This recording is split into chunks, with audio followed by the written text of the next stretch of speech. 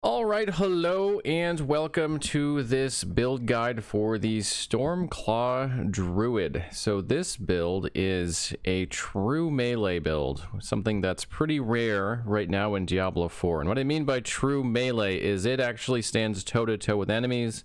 It's not a melee attack that's going to hit things from half a screen away. It's going to be right there. It's going to be exchanging blows. Which means that it needs to be very tanky in order to be effective, and fortunately it is extremely tanky. So this build is all designed around the unique Great Staff of the Crone. It does not function without it. You must have the Great Staff of the Crone in order to run this build. So don't try it without. Your damage will be terrible. You need the effect on it to get two different basic skills. If you're only attacking with Claw, you are effectively a single target damage dealer who's also not dealing damage with two skills. And it's just not going to work out very well.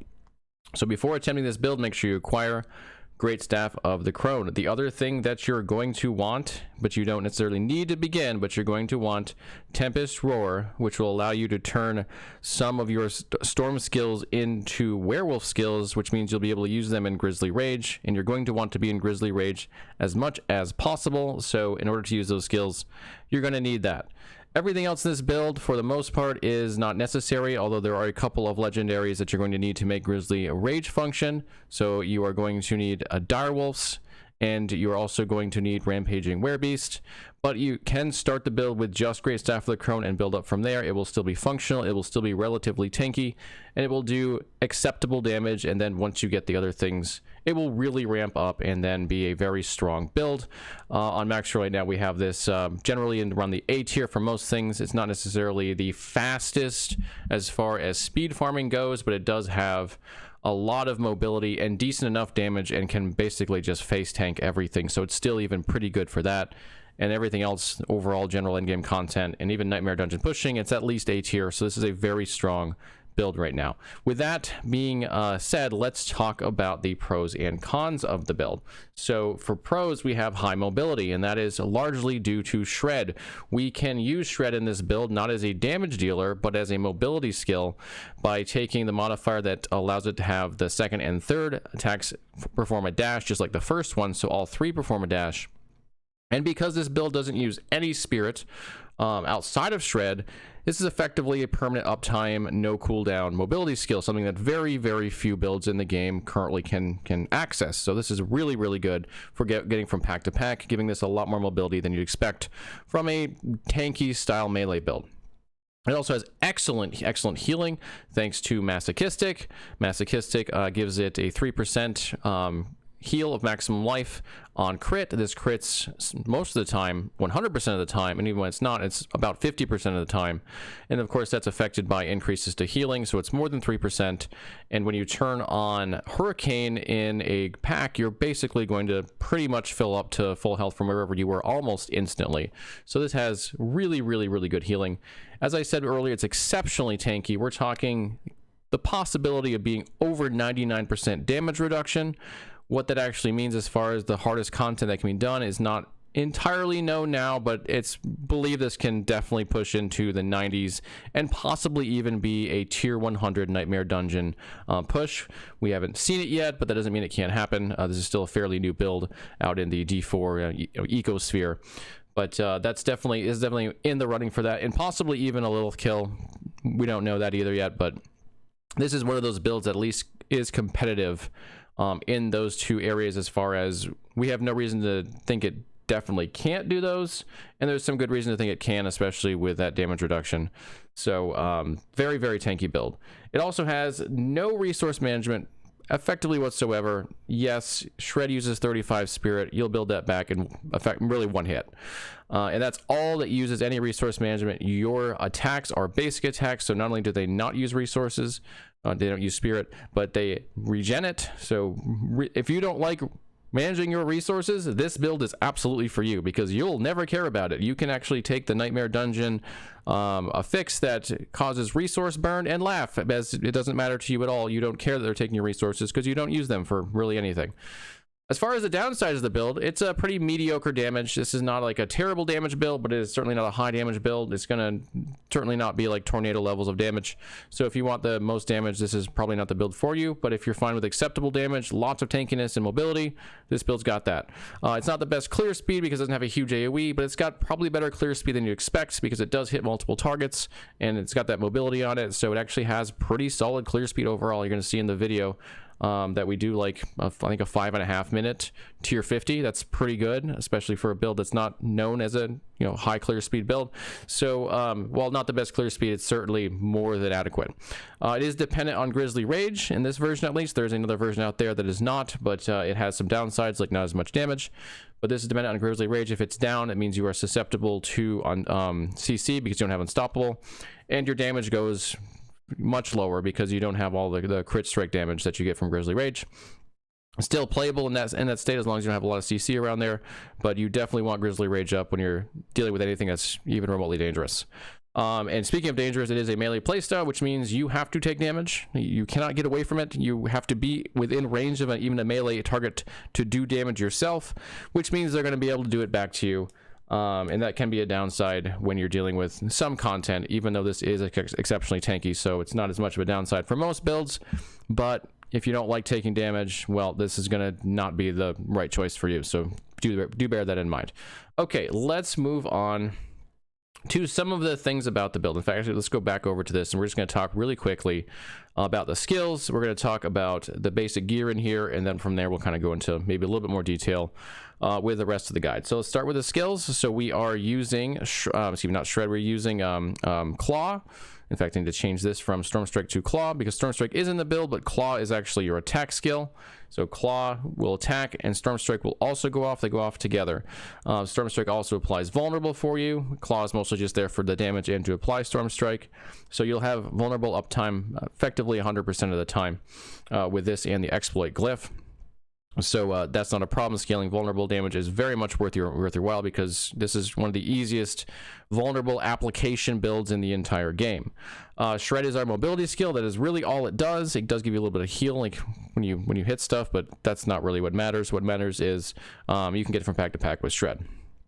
Blood Howl is a nice heal, but it's also increased attack speed, and it also procs some damage reduction off of our passive tree. So this has a lot of value in using it regularly. Hurricane is a surprisingly really good addition. It might not seem like it on the face of it. The slow is nice just to apply, hey, these guys have some sort of CC on them, and so anything that's conditional on that is going to work. It also gives enemies less damage, so it's like 20% damage reduction multiplier, which is great. But really where it shines is it has the lucky hit chance on it, so it can proc lucky hit things, which is going to be important for Grizzly Rage in particular. And it's the masochistic heal, so anytime it crits, it heals you for 3% plus whatever your heal increased rate is. Which means that it's effectively it's practically like a cheat button as far as healing. You press this button around packs and you are pretty much full, and it'll just keep doing that for as long as it's on and there are enemies around. Cyclone Armor is a really good passive damage reduction. It gives you about 10%, but also every 10 seconds when you get hit, it gives you 30% damage reduction for 2 seconds, which is really nice. And it also helps with maintaining that defensive buff from your passive tree, the 15% that you get for using a defensive skill every 6 seconds. And it also gets you out of trouble sometimes if you get surrounded by enemies, which can definitely happen on this build since it wants to be so close to enemies. They will circle it, use Cyclone Armor as a knockback, and now you can get back out. The last thing that we have on the typical build is Grizzly Rage, and this is arguably the most important between this and the Crone and the 2 skills that go with it. Grizzly Rage gives us Unstoppable for as long as it's up, which is massively important in Nightmare dungeons, especially ones that have like the cold affix on them, because they're just going to CC the crap out of you if you don't have it. Once you have Unstoppable up, they cannot CC you, so you can move freely through them. Grizzly Rage is a massive quality, not only quality of life, but just value to pretty much any druid build that can run it right now for Unstoppable alone. And then on top of it, when we take Rampaging Werebeast, we get an incredible amount of crit damage every time we crit, and we're going to try to crit just about 100% of the time in this build thanks to the Keystone passive that we take, which means this is going to ramp up really fast, and we're actually going to do pretty solid damage in the build because of it. As far as, let's talk about the boons here. We're going to take wariness for the 10% reduced damage from elites, just in a really easy damage reduction take. Swooping attacks for the 10% attack speed. There's also a 10% increased health. That's a viable option if you don't need the attack speed or want to try to go a little bit tankier. But the attack speed does help with things like sustain because it gives you more healing. So I actually think swooping attacks is a little bit better because it's both damage and sustain. So I prefer that one, but I think that the other one's a good option as well. Calamity extends the duration of ultimate skills. Well, that's Grizzly Rage. We want to keep this up as much as possible. Masochistic, we talked about this for the healing. It's incredible.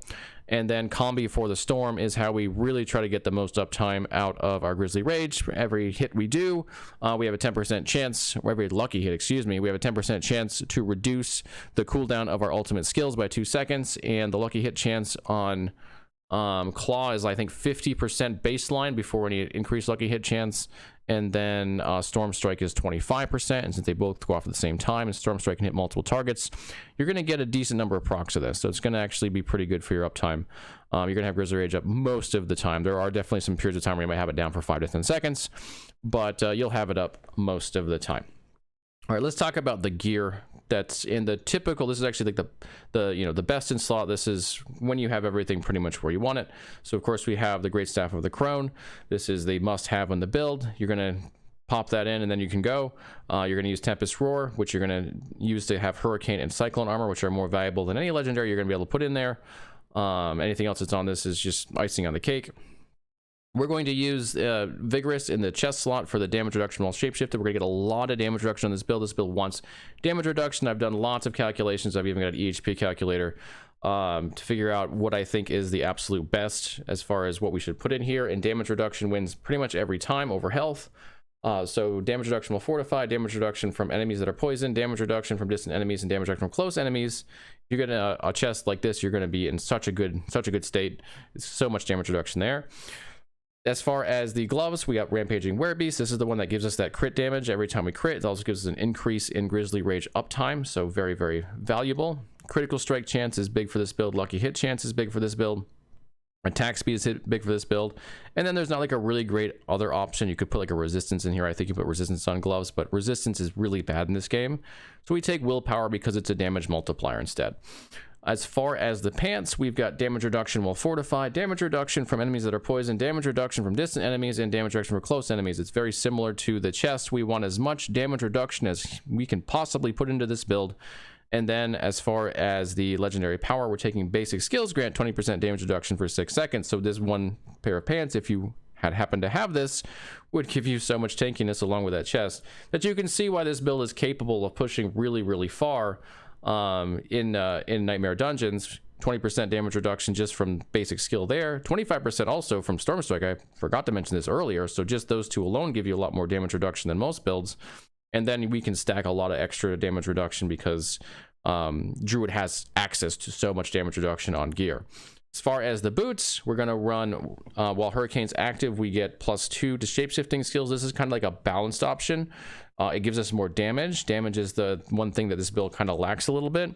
There are other options, especially for Nightmare Pushing, that we'll talk about in a little bit. But I think this is better for most players because you're going to get so much damage reduction from other sources. There's even damage reduction on these boots and the total armor in werewolf form. That we can afford to have this under most circumstances, especially for like when we're just trying to do clear and you're trying to be efficient. We're also put willpower in this, and of course movement speed is really good in this game. The total armor while in werewolf form, by the way, armor is a great source of defense, and if we can get away with using armor without needing disobedience, the legendary aspect that gives us armor per hit on an enemy or armor per damage on an enemy, then all the better, because we can put another aspect in there. So between the boots here and the amulet here, we theoretically can get capped on our armor, although what capped means right now is still in question, because it does look like the enemies have some effect on armor based upon the disparity between your level and their level. So a 150 enemy versus you at 100, there's something that's going on there. Exactly what, I haven't figured it out yet, and I haven't seen anyone else figure it out. So we're going to actually be conservative with armor and scale more armor than it would seem like we would need on a very basic calculation, and these two really help us to do that. Now that we're on the amulet, let's talk about the rest of what's on it. Cooldown reduction. Damage reduction from enemies that are poisoned, damage reduction for fortified. Damage reduction is awesome. Cooldown reduction really helps with Grizzly Rage, but it's also nice for some of the other skills we have. Blood Howl, Hurricane, and Cyclone Armor also benefit from it. And then basic skills gain 45% attack speed. Massive for a skill that is a basic attack speed damage dealer. Such a good amulet, good enough that we're going to put it on such a good legendary aspect, good enough that we're going to put it on the amulet. Even though we could put like more DR there, I just think this is a better choice for most circumstances, at least. On the rings, we've got dire wolves, which is what we need to shapeshift into a werewolf in Grizzly Rage. Without this, the build doesn't work with Grizzly Rage. So you need this to get into Grizzly Rage. Very important. The actual stats on this, the move speed is very nice. You don't get the damage reduction. You get the move speed instead. The spirit cost means nothing to us in this build, so we can put it on the ring without really worrying about losing a lot. Like some other builds might want to put this on their weapon to get more spirit cost reduction. We don't care, so we'll just take that movement speed and not worry about it. The other ring will have Earth and Might. Key passive also applies to your storm skills. This is going to allow us to have 100% crit strike chance most of the time, or at least a lot of the time. We'll get into that when we get into the actual tree, but this is a very, very good very good legendary aspect for us. The actual stats on the ring: vulnerable damage, amazing on any build. If you're not taking it, you're doing yourself a disservice. Critical strike chance, maximum life. This is the only place we put max life because there's no damage reduction we can place here, so it's better than nothing. Lucky hit chance is really, really good for this build, and we're just going to repeat that on both rings. Okay, that is the gear and the skills and the boons like overview. We'll go into some of the details here. A lot of this stuff is we just covered already. Progression goals, I'm going to let you all cover this yourself. It's pretty simple stuff. It's all the stuff we were looking at. Boons, we just covered that as well. In fact, we covered that in good detail, so I don't think we need to go anywhere there either. I do suggest if you're going to start this, without a lot of gear, let's say you happen to get a staff that dropped for you early and the rest of your gear is not very good, take a look at the starter section and see how to run it, because you can't run it with Grizzly Rage to start with. And you probably also won't have the aspect that allows you to use the Keystone passive we're using here. Where is it? Yeah, so we're going to use Lupine Ferocity in this scenario instead of, if you actually had that Keystone passive, you'd use Earth and Might. Earth and Might gives us a lucky hit chance. We have a chance to get 100% crit chance for 5 seconds. Since this build has good lucky hit chance built in, this is a really good Keystone passive for us. But if you're starting out without that ring, you can't do that. So definitely check out the starter section if you don't have those. If you're starting this build off already with a number of good aspects, you can go ahead and start it early end game and you'll be totally fine. And if you have the Tempest Drawer and those, then you can start basically on best in slot, because you're going to have pretty much everything you need, and you're just really trying to build up your ancestral gear here and get the right stats in place, etc. Get good rolls on your legendary aspects. Okay, we covered the skills. We'll go into a little bit more detail here. And we got Claw and Tempest and Stormstrike, excuse me, are your damage dealers, and Claw, we're just going to try to maximize the damage by going with the chance to attack twice. Stormstrike, we're getting the vulnerable. You can go Wild Stormstrike. In fact, we do switch that in like the speed farming one, but you'll lose the vulnerable like consistency. There's some adjustments you can make in the speed run to pick up vulnerable elsewhere. It's just not as consistent as this. So I think under most circumstances, this is probably better. Shred, we talked about this. All it really matters is that you take the one that allows you to go from pack to pack by dashing no matter what. Grizzly Rage, you don't have any options here. You're just going to take what's given to you, and it's going to give you the crit multi. It's going to give you the unstoppable. Blood Howl, we're actually going to go with the increased attack speed because we don't need to generate spirit. There's no reason to do that at all. And Cyclone Armor, we're going to take the damage reduction because we're trying to get as much damage reduction as we possibly can. So the more the merrier, and Cyclone Armor gives us additional. And Hurricane, we're also going to take the damage reduction. Again, Hurricane is just such a strong skill for everything it does. Damage reduction is just kind of one extra thing it can do. Okay, as far as the rotation for this build, it's very simple. Before you jump into a pack, activate your Blood Howl for the attack speed, your Hurricane so that you can hit them all with it, your Grizzly Rage, then jump in with Shred and start clawing. Just start spamming Claw as much as you can. Hit priority targets. Hit the guys that give the damage shield on the other enemies, hit the raiders, whatever it is, just take out the priority targets, keep moving from target to target until they're all killed. While you're doing the fight, rotate between Blood Howl and Cyclone Armor to keep up vigilance, which is the damage reduction source we were talking about in the passive tree. Prioritize Blood Howl because it also gives you Preserving Blood Howl, which is the 15% attack speed for 4 seconds. Use Hurricane on cooldown, but really right before engaging high density. This is really best used in high density packs, but if you're not going to see one for a little bit, then use it more liberally, but save it for high density packs if you're coming up on one.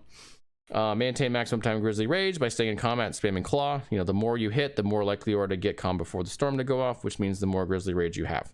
So try to use Grizzly Rage strategically at points where you're going to get as many calm before the storms to proc before you run out of it. Remember that you need Unstoppable from Grizzly Rage. If you don't have it up, be careful when you're engaging targets. If they have a lot of CC, you might find yourself stunned for 10 seconds. Like, that's a thing that happens in this game. So do be careful about engaging stuff with Grizzly Rage on cooldown. If you find yourself in a tough situation, too many enemies nearby, and you can't evade with Shred, which can often be difficult to do. It doesn't handle being in the middle of a pack very well as far as the dash. Cyclone Armor for knockback is just a huge benefit. And then for like more advanced play, so to speak, if you find yourself getting hit hard a lot, you can save Blood Howl to recover from large hits quicker than even you will be able to with Masochistic.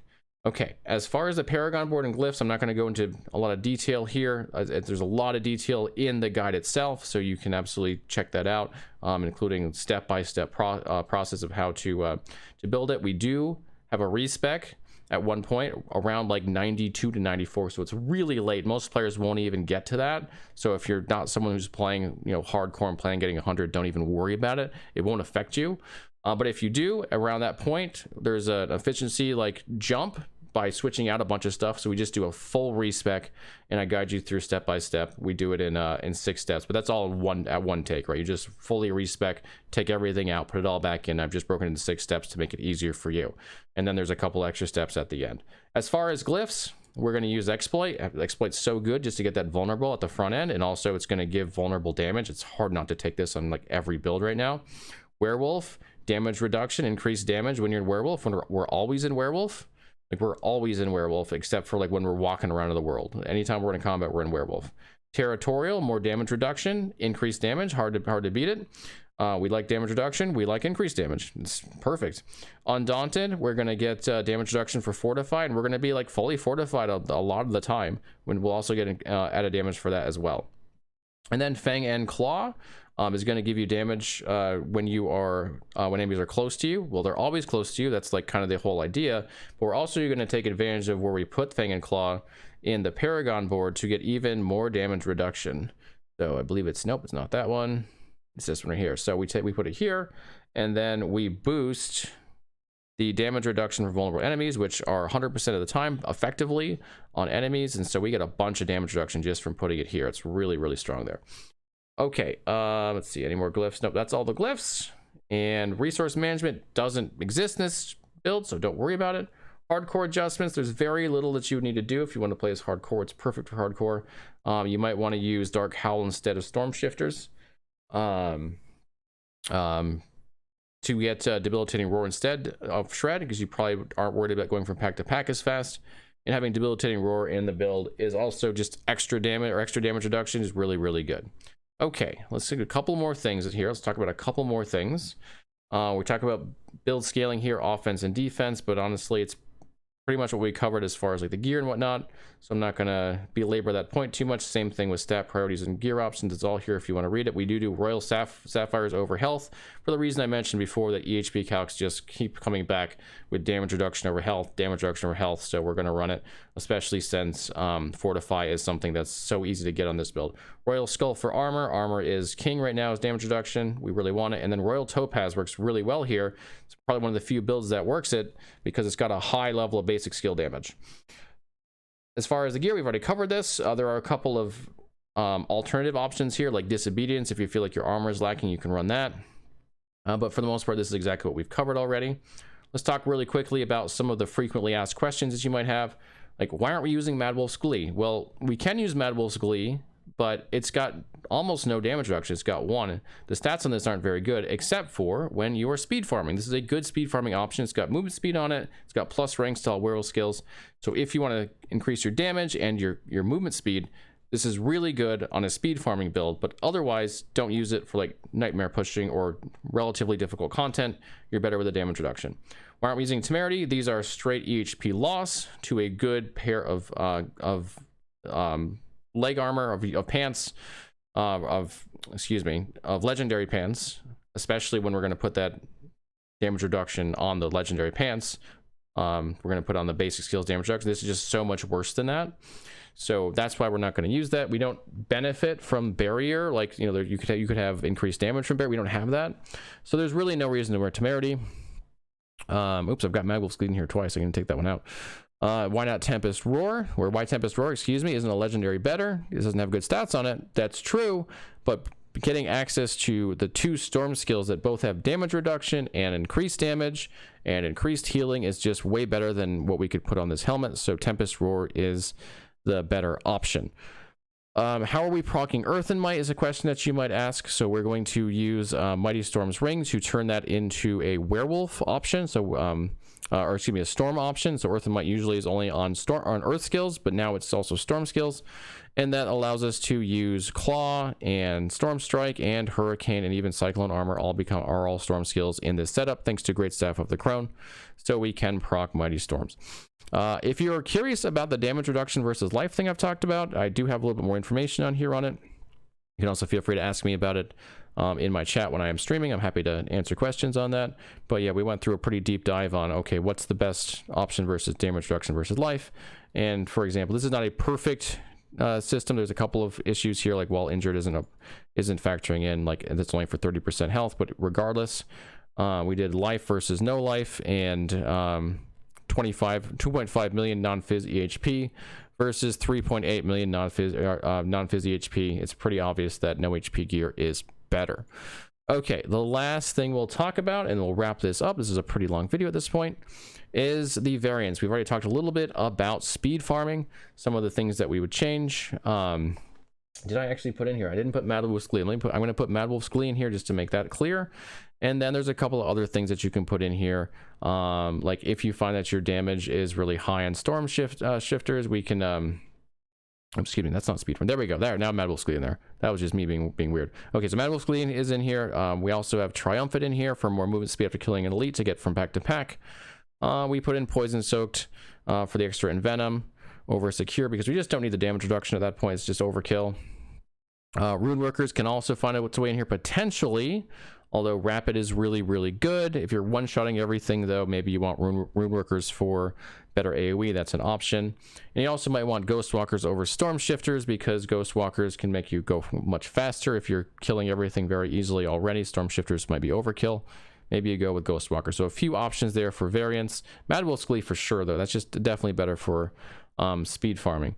Make a couple of small changes in the skill tree, nothing crazy. But mostly it's all around switching this to Wildstorm Strike for the 2 additional targets versus the vulnerable, and then making some shifts in the skill tree to get vulnerable from other sources to make up for it. As far as Nightmare Dungeons, it's going to be very similar to the basic setup. The biggest difference is we're going to try to get Debilitating Roar into there by putting on Dark Howl instead of Storm Shifters. So we're going to lose some damage to gain Debilitating Roar, which is a huge defensive buff. That's pretty much everything that happens in here, and then we just put on Debilitating Roar in our skill tree. Let's quickly talk about the Pinnacle boss stuff. I really want to mention, this is all speculation. Like, there's maybe one legitimate kill right now of Uber Lilith, and by legitimate I mean it's not using a bug or an exploit. It's like maybe one, it's a rogue. We don't really know how to kill Uber Lilith consistently, what builds can do it. So this is very much my guess as to what might work. Do take this with a heavy grain of salt. Do not assume that I know that this is going to work to kill Uber Lilith. I do not know that. I do not know if it's even possible to kill Uber Lilith on this build. Maybe it doesn't do enough damage. It may be that there's nothing, the tankiness, which is the biggest benefit, doesn't matter at all. It can't do enough damage. No matter how we build it, it'll never kill her. Or it might be that it can do it.